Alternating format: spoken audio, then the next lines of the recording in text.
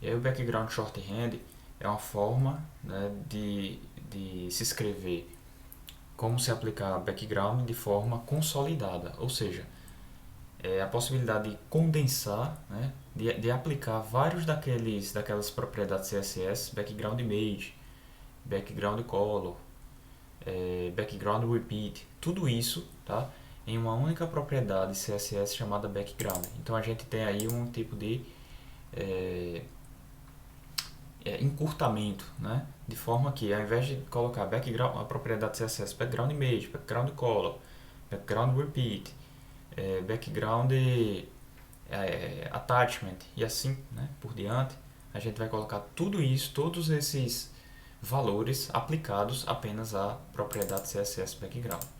Então vejam só, né, qual é o encurtamento que a gente está fazendo aqui, utilizando o background e atribuindo, tá, a cor verde. Então vai ser atribuído aí, na verdade, esse green vai ser atribuído ao plano de fundo, né, a cor verde.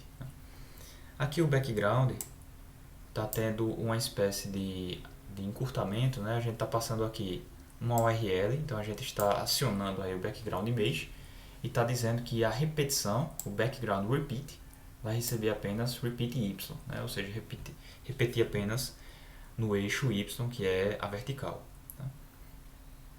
Aqui a gente tem o background que está recebendo dois valores, né? O border box e o red. Tá? E aqui mais abaixo a gente tem o background recebendo, tá? Então significa que não haverá repetição nem no eixo y e nem no eixo x, né? Nem na horizontal nem na vertical. A imagem, essa imagem aqui, ó, ela ficará centralizada e ela será renderizada utilizando 80%, né, da sua largura original. Né? Então ela tem 100%, porém ela vai usar somente 80% para a renderização.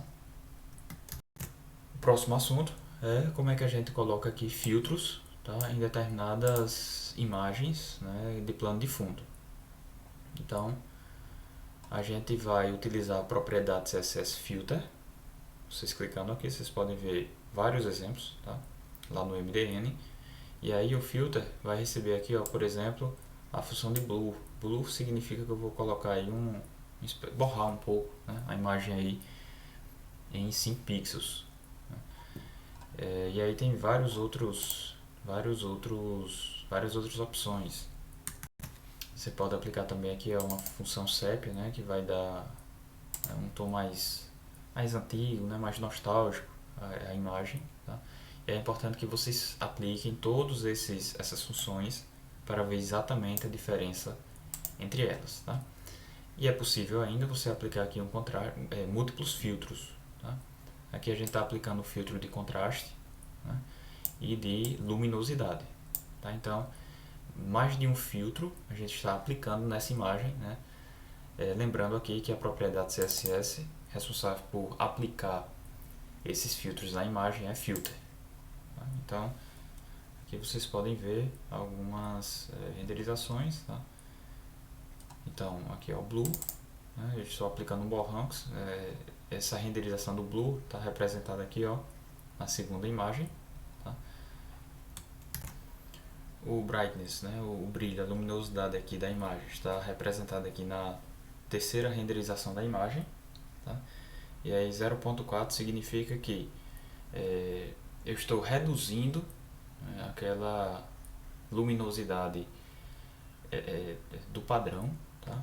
Se eu colocasse aqui 1 seria o valor padrão, mas aí como eu estou colocando o valor abaixo de 1, significa que eu estou reduzindo a luminosidade. Tá? E aqui eu estou aplicando um contraste.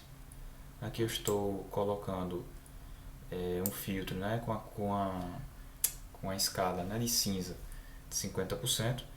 E aqui no último ponto estou aplicando um filtro de sépia. Tá? Então uma imagem mais envelhecida, mais antiga. Então essa é a propriedade CSS Filter.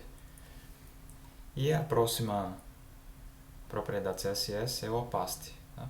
Opacity significa qual é o grau de opacidade que eu posso aplicar em determinada imagem. Tá? Então, se eu colocar aqui, ó, uma opacidade de 0.5, né, ela vai dar vai ser aplicada aí, na verdade, vai reduzir, né, a opacidade, dando aí uma intenção de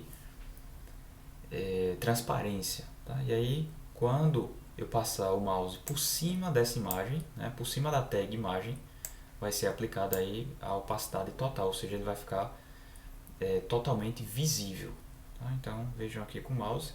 Então, o opacity 1 é o totalmente visível e o opacity 0 é o totalmente transparente. Entre 0 e 1 tem aí uma variação do grau de opacidade, tá? Então, é isso.